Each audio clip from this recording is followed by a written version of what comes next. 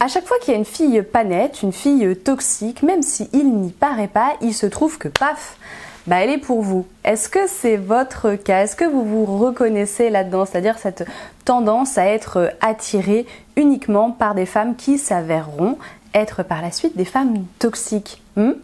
Si vous avez besoin d'explications, vous êtes au bon endroit, je vous en donne 5 dans cette vidéo. Bonjour à tous, je suis Alice Bergelac pour Le Coin Séduction, votre coach numéro 1 pour comprendre et satisfaire les femmes. Petit laïus juste pour commencer, si vous voulez sauter ce que j'ai à vous dire, de toute façon vous avez la chronologie pour accéder au chapitre qui vous intéresse. Avant toute chose, on en a déjà parlé sur cette chaîne, mais je me dois de vous le rappeler, la toxicité, c'est parfois dû à une personne et parfois on y participe. Il est tout à fait possible, je ne dis pas ça pour vous accabler, vous culpabiliser à l'avance, mais pour vous responsabiliser aussi, il est possible que à travers nos comportements qu'on adopte, vous comme moi, comme n'importe qui, on induise un peu de toxicité dans les relations. Ça arrive, c'est pour ça que je vous fais cette vidéo, c'est pour vous faire prendre conscience qu'il y a peut-être des petites choses que vous pouvez aussi changer chez vous, des petites choses sur lesquelles vous allez pouvoir travailler chez vous qui vous permettront de sortir de ce genre de schéma, qui vous permettront d'arrêter de toujours vous diriger vers le même type de personnes, des personnes qui sont soit toxiques en elles-mêmes, soit des personnes avec lesquelles, une fois le mélange effectué, tout devient toxique. Je sais que c'est pas toujours facile de s'y retrouver quand on est dans ce genre de relation. On a souvent tendance soit à vouloir se culpabiliser soit à fond, soit à vouloir culpabiliser l'autre à fond, ce qui n'aide pas, ni dans un cas ni dans l'autre évidemment, à avancer et à se refaire. C'est aussi pour ça que je suis là, c'est pour ça que je fais des vidéos, c'est aussi pour ça bien sûr que je fais des accompagnements personnalisés. Si vraiment votre situation, vous vous reconnaissez dans ce que je raconte, mais en même temps il y a des petites subtilités, que vous avez besoin d'en parler, je suis là, n'hésitez pas à entrer en contact avec moi, vous avez toutes les informations en barre d'informations. Premièrement, elles sont attirantes. Oui, on est attiré par ce qui est attirant. Logique, me direz-vous, et en même temps, on n'a pas envie de le voir. Ça, c'est pour vous permettre de vous déculpabiliser un petit peu. Des femmes qui sont toxiques, vraiment, des femmes qui sont manipulatrices, des femmes qui sont mauvaises, des personnes globalement qui sont mauvaises, ça marche dans les deux sens de toute façon, ce sont des personnes qui savent être très séduisantes. C'est leur but, puisque leur but, à travers la manipulation, c'est de se servir de l'autre, il faut pouvoir l'appâter, il faut pouvoir l'amadouer. Donc très souvent, ce genre de personnes, ce sont des personnes très attirantes, qui plaisent et qui plaisent à tout le monde, qu'on se le dise. Donc c'est pas votre faute à vous, c'est pas vous qui avez particulièrement mauvais goût ou qui faites de mauvais choix, c'est que ce sont des femmes qui sont effectivement très sexy pour certaines, ou en tout cas très intéressantes. Il y a un truc, elles savent attirer, elles savent attiser la curiosité, elles savent se rendre désirables aussi. Autre chose bien sûr, elles savent auprès de qui elles ont plus intérêt encore à jouer la carte de la sexitude, ça se dit pas, de la désirabilité, ça se dit toujours pas, cela dit vous m'avez comprise. Concernant ce sujet en particulier, comment la femme manipulatrice vous a-t-elle piégé? J'ai fait une vidéo qui est juste ici, je vous invite à aller la voir, ça complétera tout à fait le propos. Deuxièmement, vous êtes trop empathique. L'empathie, c'est bien, c'est une très belle qualité, malheureusement, comme pour toutes les qualités, comme pour toute pièce, il y a deux faces, donc un bon côté et un mauvais côté parfois. Et quand on croise la route d'une personne mal intentionnée, votre empathie peut jouer en votre défaveur. Pourquoi? Parce que très souvent, une personne toxique qui veut vous manipuler, c'est une personne qui va jouer sur cette corde sensible pour vous attendrir, d'accord? Ce sont des personnes qui vont se rendre vulnérables, se montrer vulnérables, se montrer victimes pour activer chez vous cette envie de l'aider. Il n'y aurait pas un petit syndrome du sauveur par hasard là-bas derrière? Souvent ça va avec, même minime. Il y a une vidéo aussi sur le syndrome du sauveur si ça vous intéresse. Au-delà de ça, ce qui se passe chez la plupart des personnes qui sont très empathiques, et je le vois très régulièrement, c'est que en fait, une personne qui est toxique, c'est de base une personne qui a été blessée, fortement blessée, et qui, pour surmonter ces blessures, a mis en place des stratégies comportementales avec les autres, ou même carrément une personnalité, a mis en place des stratégies qui, elles, sont toxiques pour se protéger. Mais tout ça, c'est issu d'une blessure. Ce qui se passe chez les personnes qui sont très empathiques, c'est que si c'est votre cas, vous allez voir ces blessures. vous allez voir derrière le mauvais côté. C'est pas un mal, c'est une très belle qualité que vous avez de voir derrière et du coup de la prendre un peu en pitié.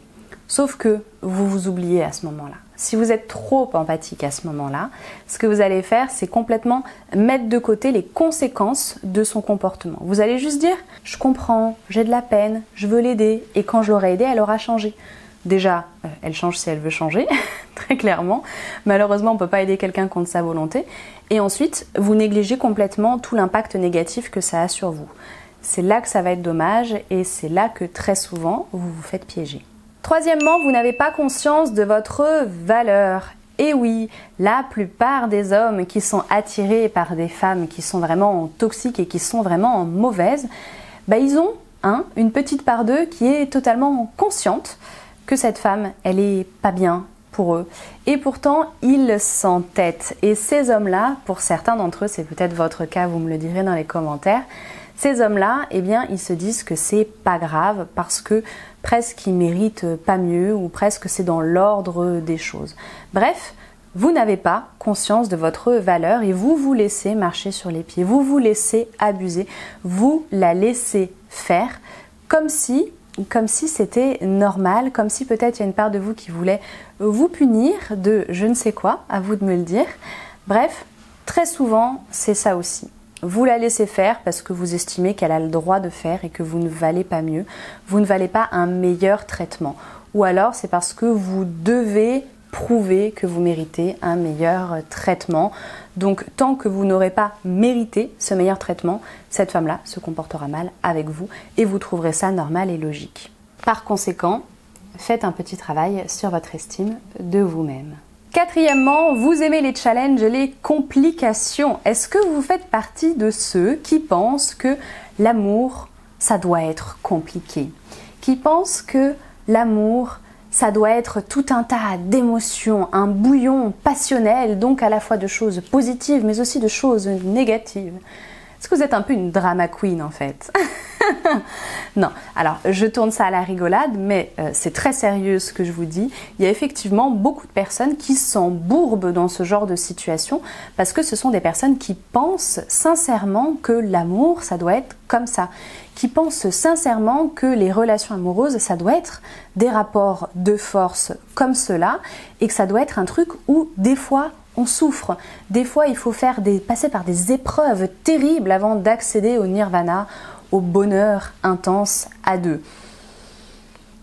Pas forcément, c'est pas obligatoire, mais si telle est votre conception des choses, évidemment que vous allez vous diriger vers des situations qui sont compliquées. Et si c'est pas une question de considérer l'amour comme des relations compliquées, vous avez peut-être auprès de vous-même des choses à prouver ou auprès d'autres personnes, des choses à prouver et du coup vous allez apprécier les challenges et vous allez du coup tomber dans ce genre de relations qui sont absolument pas gagnées d'avance, mais vous y arriverez. Vous parviendrez à la faire revenir dans le droit chemin. En tout cas, c'est ce que vous avez l'air de penser, à voir si c'est possible ou pas, mais si vous voulez mon avis, pas trop. Cinquièmement, c'est votre zone de confort et c'est très bizarre dit comme ça, mais beaucoup de personnes restent dans des situations inconfortables par confort. Oui. Ce sont des situations qui sont tantôt inconfortables, d'accord, parce qu'on s'y sent pas bien, et en même temps c'est confortable parce que c'est une zone qui est connue, c'est quelque chose qu'on maîtrise parce qu'en fait on voit les choses arriver, on n'est pas tellement surpris. Oui, on souffre, mais on maîtrise. Et il y a des personnes qui restent dans ce genre de relation juste pour ça, qui entretiennent ce genre de relation et qui reproduisent ce genre de relation régulièrement avec différentes personnes parce que c'est ce qu'elles connaissent. Est-ce que c'est votre cas? Est-ce que vous êtes finalement dans une forme de zone de confort là, alors que vous avez bien conscience que c'est pas normal, que vous n'êtes pas heureux, mais après tout, c'est ce que vous connaissez de mieux, vous avez toujours été comme ça, et puis bon, c'est la vie, vous y êtes abonné. Donc il y aura peut-être aussi une petite forme de défaitisme ou de déterminisme là-dedans. Creusez un petit peu. Voilà pour les grandes explications. Vous avez largement, je pense, de quoi vous questionner et vous remettre en question, vous voyez que malgré tout, vous avez vous aussi une part de responsabilité là-dedans. C'est toujours pareil, quand on remarque qu'un problème revient très régulièrement à une seule et même personne, eh bien parfois cette seule et même personne, elle a peut-être une petite remise en question à faire. Bon, c'est peut-être votre cas, dites-moi, ou peut-être pas, peut-être que vous avez analysé les choses différemment, n'hésitez pas à compléter mon propos, n'hésitez pas à témoigner aussi si vous avez des histoires ou à me dire si vous vous êtes reconnu dans un de ces points, c'est toujours très enrichissant, donc n'hésitez pas à étoffer l'espace commentaire. Au passage, si cette vidéo elle vous a été utile ou si elle vous a plu, vous pouvez bien sûr la liker. Si cette chaîne aussi elle vous est utile et qu'elle vous plaît, vous pouvez vous y abonner. Ne ratez pas mes prochaines vidéos, elles sortent comme toujours depuis fort longtemps maintenant, tous les lundis et tous les vendredis à 18h30. J'ai hâte de vous retrouver ici sur YouTube. Vous pouvez me retrouver aussi bien sûr sur les réseaux sociaux. J'en ai deux, Facebook et Instagram. C'est pas très compliqué, c'est @lecoinséduction. Voilà pour aujourd'hui. Je vous dis donc à très bientôt. J'ai oublié de vous dire merci d'être resté jusqu'au bout, donc d'abord merci. Et ensuite je vous dis à bientôt et je vous dis au plaisir.